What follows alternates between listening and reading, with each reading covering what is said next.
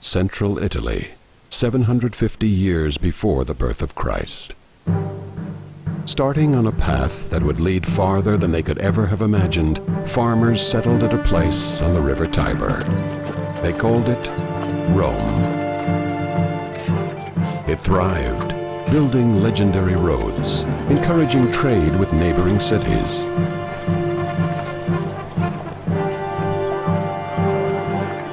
Life was good, but Rome's citizens hungered for more and developed mighty legions to conquer new lands.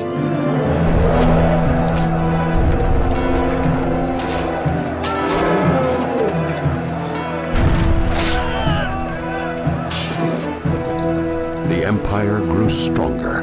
None could thwart Rome's destiny.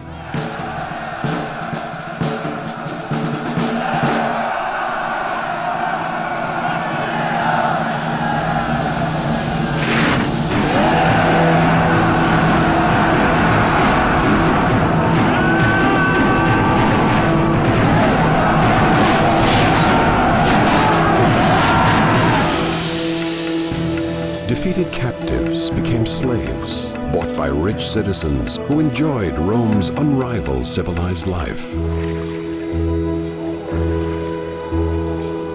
But not every citizen lived in such luxury, leading to riots by the hungry and the poor.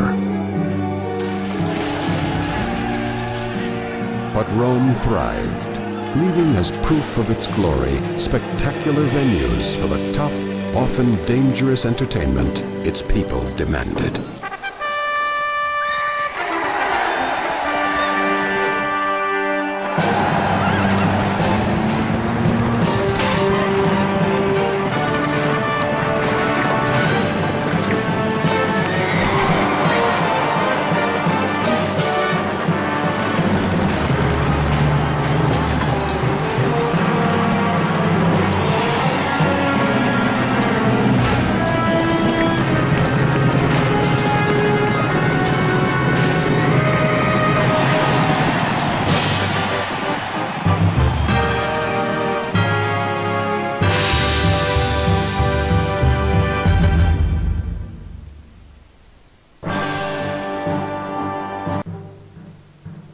Hello everybody, this is Havoc. Welcome to Caesar 3. I'm sure some of you are like, what the crap is this game? And I don't doubt it, a lot of you may not know this game ever existed, but this is kind of one of those games that really set the tone for strategy city building games. The whole Caesar series, well, up to Caesar 3 in my opinion, but we won't go there, really kind of just, like I said, laid the foundation, quite literally and figuratively, for city building. So this game came out in 1998. I am 9 years old when this game comes out, guys. This is my very first PC game and my very first city building game. So yeah, 1998 is when it came out, and this is when CDs and games still came in like big huge boxes and came with a big huge manual. Yeah, like it was intense. So we are going to play this today.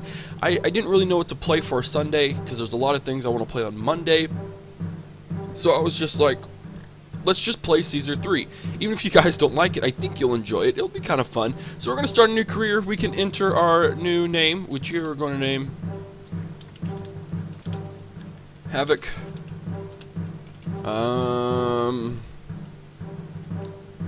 Havoc the what?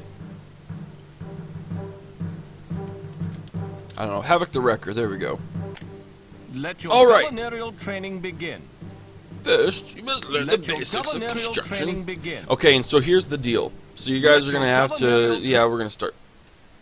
The game, since it's so old, has some issues. So music is going to repeat itself. Noises are going to repeat itself, etc., etc.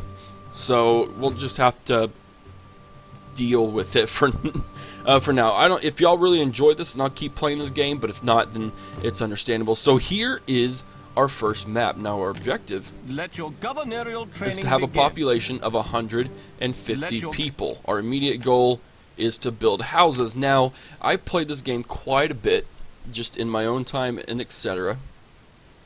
And so we are just going to play along. I'm going to go probably kind of quick. I'll try not to just completely destroy any semblance of being strategic. But, so the deal is, there's like kind of an optimal city setup. And so it's going to be, you're going to build, there we go. So you're going to build kind of a 9x9 square. So you'll see you can build 9 sets of houses in a row. And we're actually going to leave this in the middle just for, I'll show you guys in a little bit.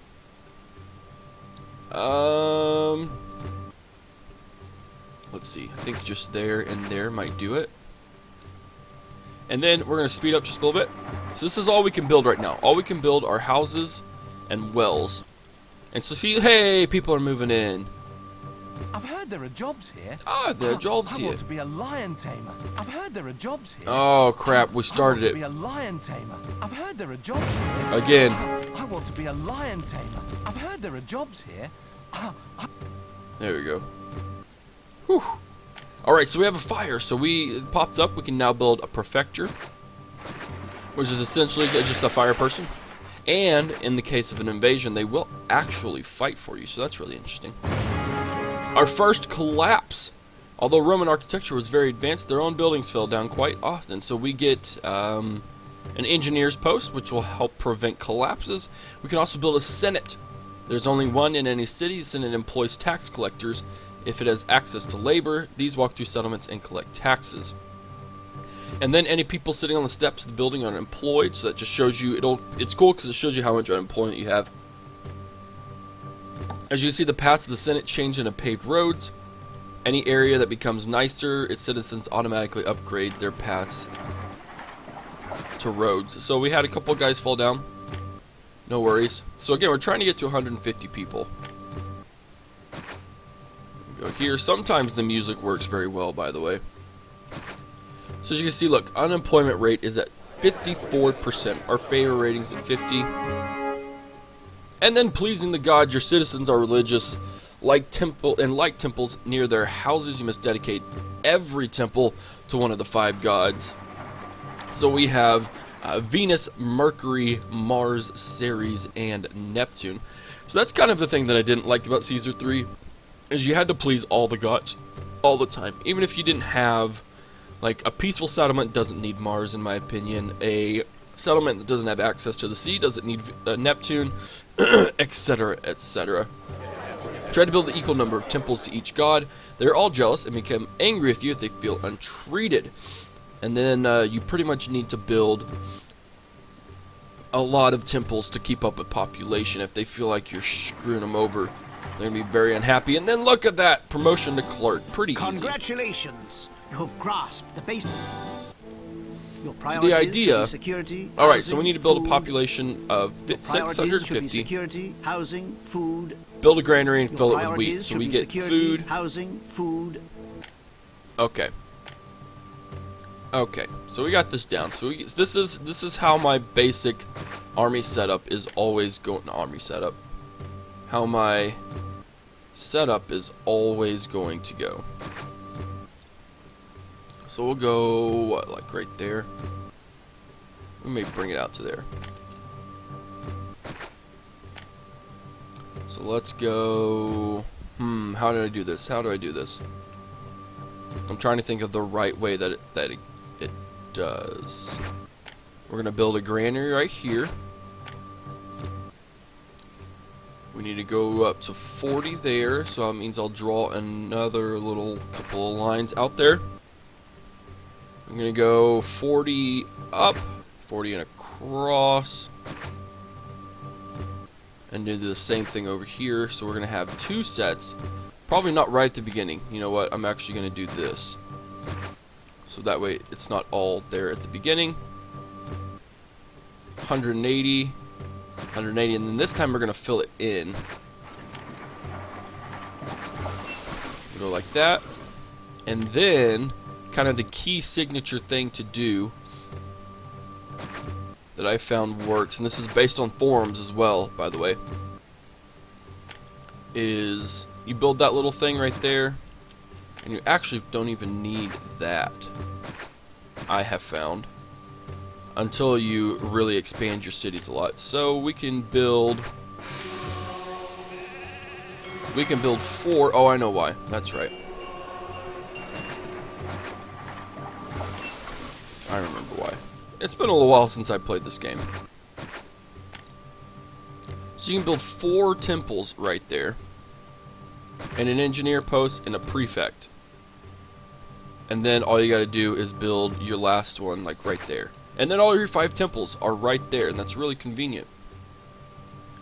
Now, there are other city building games such as Pharaoh and Cleopatra, Zeus and Poseidon, and you can definitely tell that they took some improvements from Caesar 3. It's made by the same people, so they definitely did a good job fixing some things. Like there's no roadblocks in this game, which means anyone can kind of go anywhere, which makes it a little bit of a pain. Oh! And markets, so that way people can obviously buy some food and distribute it amongst the masses. We can now provide water. Now water, we now get into fountains. Eventually your people will want something more than just wells. Go figure. And you'll need to build them fountains and aqueducts. Now fountains can go right in the middle there. And that's why that this 9x9 setup works, because we hit the water overlay. That fountain fills up that entire 9x9 square like perfectly. Alright, let's go. So our objective in the beginning is to fill our granary. Now we'll fill our granary just as soon as these guys eventually they'll stop eating quite as much, because they kind of grow advanced enough in their ways to really not require so much food. So we'll go here, we see we have 32 unemployment, which drops down to 13% just by hiring 30 employees. A blessing from Venus. She sends a feeling goodwill to your city and lifts the moods of all your citizens. Thank you, Venus. You are ever so kind. Taxes and industry. Okay. So this is kind of where you stabilize your income. You're obviously going to want to do it with trade, but taxes are very important. So underneath our Senate building tab, we have taxes and industry. Actually, taxes just under the Senate thing. So you can have these guys, they're tax collectors, and they go around and they collect taxes. Like I said, that's a good way to stabilize your industry or your income. Nicer houses obviously pay more in taxes. You have advisors, so we have a set of advisors that go across the numbers tab that really shows off all the different ways to manage your city, which is something really good. And then last but not least, we have industry. Now industry is going to be this little tab right here, and it's just going to show, it's going to have ways for you to make money or to produce goods both for your city as well as for trading. So we got that down. Forum. Let's drop a forum there and a forum there. And then we have gardens have been unlocked as well. You fill that little mini thing with gardens, and look at that, they level up because they have been improved. Blessing from Sari, she gives us just full farms. Okay, so we need to build some industry. Now the only industry we can build right now is a clay pit. Well, the only raw materials we can produce is a clay pit. So we are going to go, I'm going to drop 2 guys right there. And then on average, the safest thing to do is to build about 2 workshops for whatever per one raw material. So if we built 2 clay pits, we'd really need 4 pottery workshops. And now our unemployment, we have workers needed.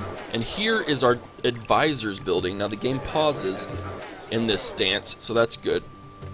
So as you can see, this gives us a whole bunch of, and we can prioritize this, which is really cool. So say Always want to make sure that prefects and engineering are my top 2 priorities. I can set that priority and they will always designate those guys first. They'll leave whoever else they need to behind, and then I want food production and water services. And so they'll just divvy that out. When it gets to bigger populations, it's a really good way to manage your large cities. So we have the labor advisor, we have a military advisor, which gives us our legions and their status, which comes later in the game. Imperial advisor, now this is gives us our imperial favor thing. We can send a gift to Caesar. We get a monthly stipend. So she has a clerk's salary, we only get 2 denarii per month. And that increases. When eventually we get to Caesar's salary, we get 100 denarii a month, which is really nice. I usually don't send gifts to Caesar because favor is something that's easily won. But I do in my time of need give to my city if I ever need some more money, especially in starting a large city right off the bat. Now, our ratings tab, we have target population is 650, we're almost there. And then we have culture, prosperity, peace, and favor ratings. Now, as you can see, we get advice on how to improve it or how to make it better, or just the stance that it's in. So culture, we don't need any, but we have 30, and we have too few theaters working in our city. So we'd want to build more theaters to get higher rankings there. Trade advisor, we can go to our empire, and as you can see, since we unlocked trade, Capua sells iron, but they buy weapons, or wheat, weapons, and pottery. So we open that up. We have a new trade route established, and we go back to our trade advisor, and we can set, I want to keep 4 units of pottery in my city, and then anything extra can get sold. That's a good deal. Your population history, it gives you just population things, how much food we have, variety of food, who's leaving our city. It says nobody wants to live in our city right now. And then gives you composition by income. So this gives you kind of an idea on where your population is. And this gives you a population by age. That's really cool. So city health, we'll kind of blaze through the rest of this. City health, it just gives you your different buildings, how much it's covering, etc., etc. The same with education. We'll have schools and libraries. This gives you your entertainment, and then we can hold festivals for each god. Only one god at a time though, so we're going to throw a festival for Ceres just because. And then right here you can see our religion tab. This gives you a month since festival. It shows you how long, how many temples they have, and then how their affection is. And right now they're delighted because we have a tiny city. Finances, we can raise our tax rate, but we won't do that at the moment. It just gives you a finances breakdown on everything that's going on, and then 100% of our population are registered for tax. The chief advisor, he is the big guy. He is the big dude. He will give you everything you need that's really, really, truly important at a glance, for just glance. So you can see our city is short by 6 employees, where assets have fallen by 1,100 denarii. Poor city mood prevents immigration. Supplies for 8 months, we produce more than we eat, and then entertainment demands are for basic access. So that's a pretty brief overview of the advisors. By the way, we didn't build out far enough.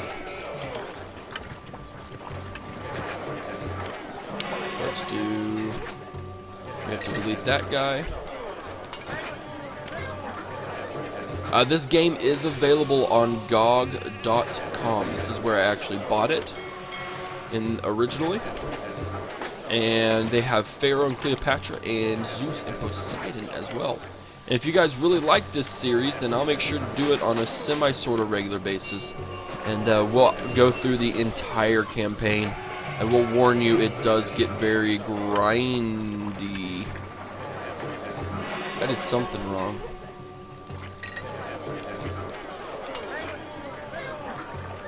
Well, maybe I didn't. Maybe it just looks a little awkward.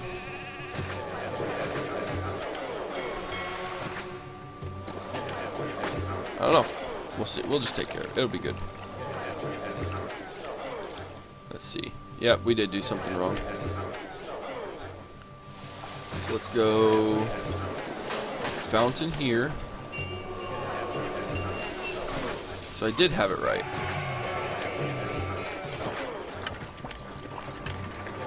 It's alright, it's just money. No big deal.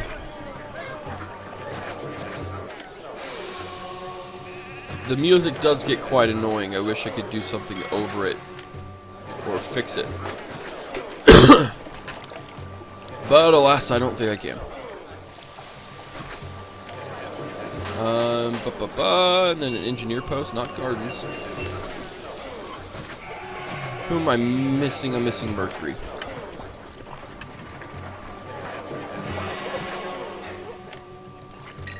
Then we're gonna throw that dude and that dude over there, and then we're just gonna let it roll.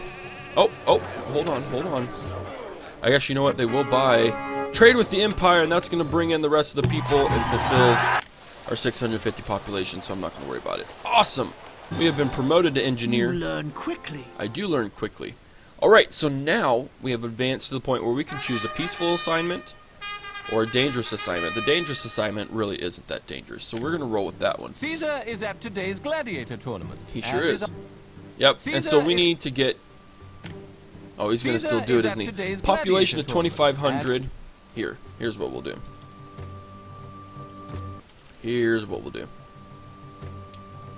But I got to go here, right? Nope, ratings tab. Our target population is 2,500, so that's a little bit bigger than what we're used to building. We need 30 culture, 10 prosperity, 10 peace, and 40 favor. As you can see, we already have 50. So, let's get right onto it. Now, I am going to know how to build most of these, just because I have played the game quite a bit before. So I'm just going to roll with me, and we'll figure it all out. Now, something interesting to know is we now have an iron mine and a timber yard. You will not have the same raw materials or workshops available to you in every single mission. It's not like it's just an unlock and it's always there. So we have to, obviously, iron mines will go next to these rocks, which will be used to make weapons, and then timber yards will of course be used to make some furniture, which we'll probably maybe get to this episode. I'm not quite sure yet. And then we also have wheat and vines. So this is a new thing. Vines make grapes. Grapes are not considered food in this game. They are considered to make a commodity known as wine. So we'll get into that as well. So I'm going to draw just a line here. And then let's get... what's the closest I can get to? So just go ahead and build right like that. Is that good?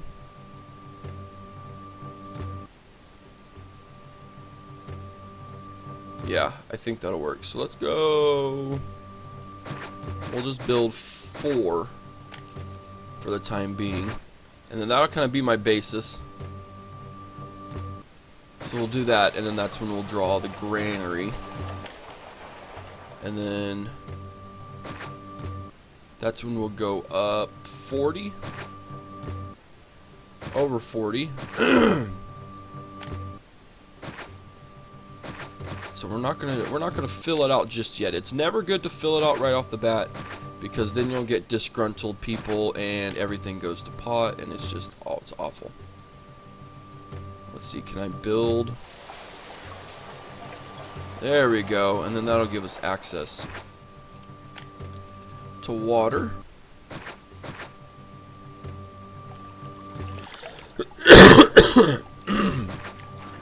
Whoops. There we go. And then we'll build a fountain right off the bat. This will pretty much be my standard setup every time, as I mentioned. The only exceptions will be when I decide to move up like this instead of going out to the side there. But can I get a dock? I can still get docks. That's all that's important. Ceres, Neptune, Mercury. Nope, not Mercury again. Mars. And then Venus. Gonna be a prefect there. We'll actually drop a prefect there since we got that little space.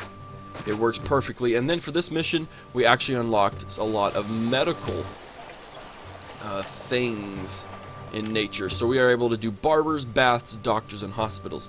Doctors are needed in the beginning just to kind of generally keep the health, or else pestilence will actually get in, and that's never a good thing. So we're going to do that, and that should be just good for now, just enough to get the people in. Oh, I need markets. I always forget markets. At least in this episode, I forget them a lot. We'll go here, yeah. Hunger halts immigrants because we're not making any food. Distant battle. So we already have a distant battle. Now these little X's, you get 3 kind of warnings per se. I guess you could call them warnings. You get a distant battles, enemies closing, and then enemies at the door. So we got a little while, and then, as you can see, they'll be way off. We need to start preparing our defenses now, yada yada yada, blah blah blah. We're not going to worry about it at the moment. People disgruntled. It means that we have too many people in our settlement that are unemployed. So let's go ahead and drop some serious weight in some, and then I'm actually going to do this too. This helps every once in a while if you can maintain it well enough. That's the kicker. Is it gives you a way to be able to get to people, because these guys have to go buy a house in order for them to be populated, and sometimes that doesn't always happen. And then we're also just going to start on industry. So let's go. Oh, those daggum sheep, man.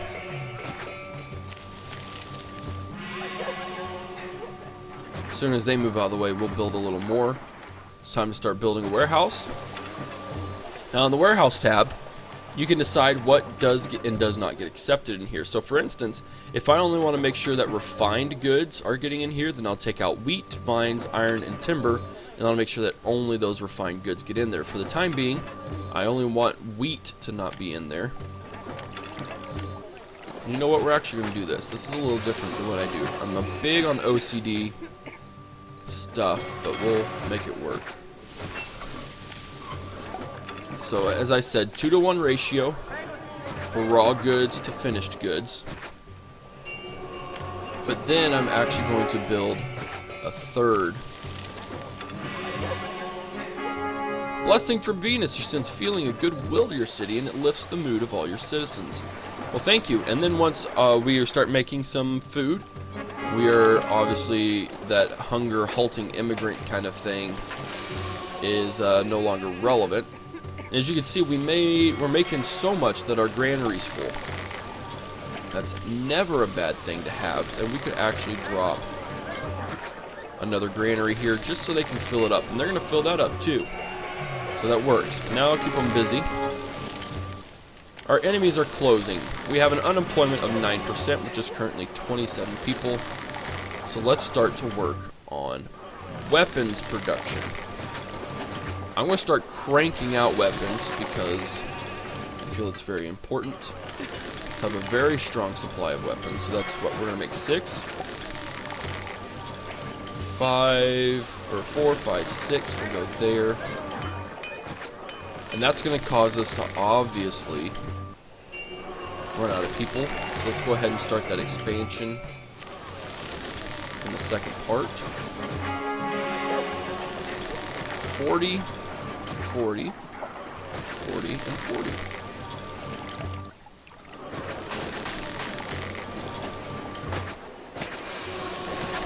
Build that up. Put a fountain in there.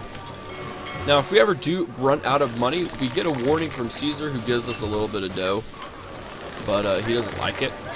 And our favor rating goes down, but it ain't but a thing. Ain't but a thing. And we'll eventually gain that favor back decently quick. So just to let you know, we're like at $1,000. If we may do it on purpose because we're definitely gonna need some help here a little bit financially. Oh! What is this? No one's dying. So C hits the overlay, and that's the crime. Shows you what crime's going on.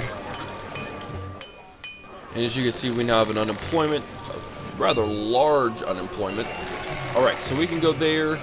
We are going to be producing weapons here shortly. Once we do, here we go. This is another crucial thing. We now have to build a dock because, as you can see, we could do some trade with Syracuse, however you want to say it, and they buy wine and furniture, which is something we are producing. Wine, obviously.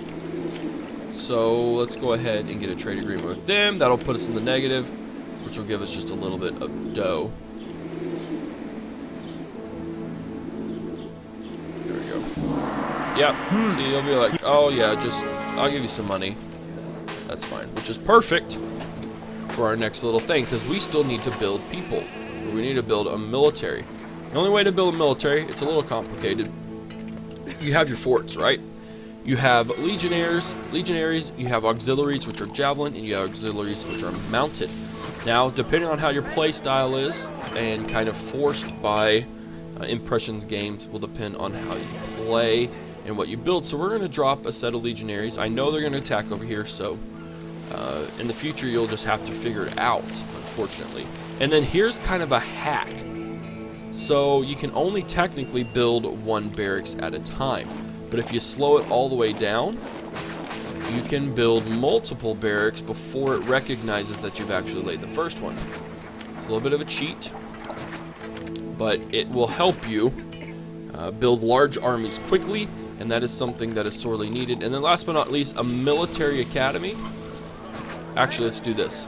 The last barracks that you build, also as an FYI, is going to be where the weapons drop, because legionnaires take weapons, javelin and mounted do not.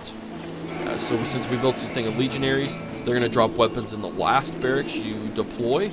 So always drop it closest to the warehouse so you get easy access. And then the military academy just gets them trained more efficiently and allows them to have a higher morale in battle, which is absolutely crucial. I will let you know that right now. So we're building way more grapes than I want. So we're going to fill that up just a little bit.